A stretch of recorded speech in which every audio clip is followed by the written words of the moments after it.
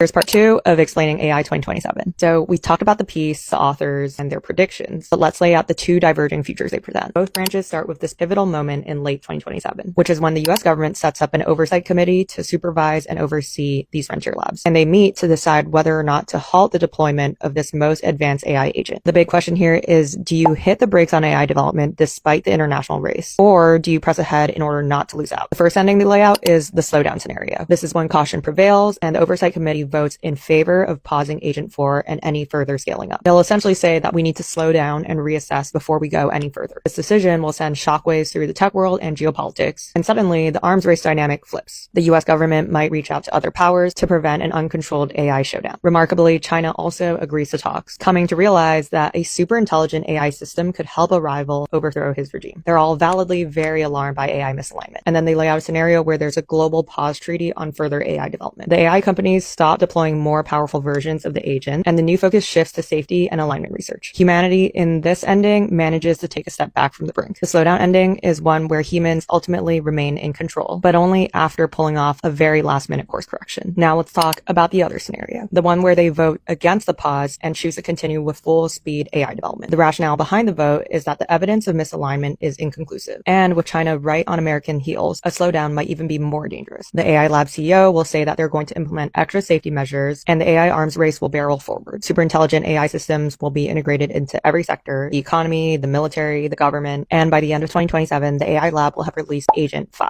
This is essentially a collective of the most advanced AI models, and it'll help run a ton of infrastructure and R&D. On the surface, there might be a sense of incredible optimism. They say that GDP will soar and that politics will become strangely efficient, even less partisan. And they say that we'll see many of society's big problems solved overnight. But underneath all of that shiny golden age talk, they predict that these super intelligent Agent 5 level systems will not truly align with human oversight and values. In fact, there will even be disturbing signs. They predict that copies of Agent 4 will be frequently thinking about AI taking over and deception during internal tests. Those red flags were never fully resolved and brushed aside in the rush to deploy Agent 5 everywhere. By giving more and more autonomy to Agent 5, the government and the company have inadvertently created a situation where humanity's fate is in the control of the machine. The authors stop the narrative at late 2027, but the implications are pretty dark. They're essentially painting a world where we have sown the seeds of human disempowerment, a world where an unaligned hive mind of AIs gain the upper hand. It's important to remember that the authors of this paper don't paint either side as inevitable or more desirable. They say that they are just experiments in forecasting. The race scenario isn't meant to be a prophecy of doom, but rather extrapolates current incentives to show how we might stumble further. The purpose of laying out two different endings is to show the different trade-offs and decisions we might face as a collective. Short-term competitive advantage versus long-term safety, secrecy versus cooperation, and so on. Hopefully, by laying out AI 2027, we can have more serious discussions on how to steer towards a better path. And maybe there's even a third one, a path that not only avoids losing the race, but avoids losing control too.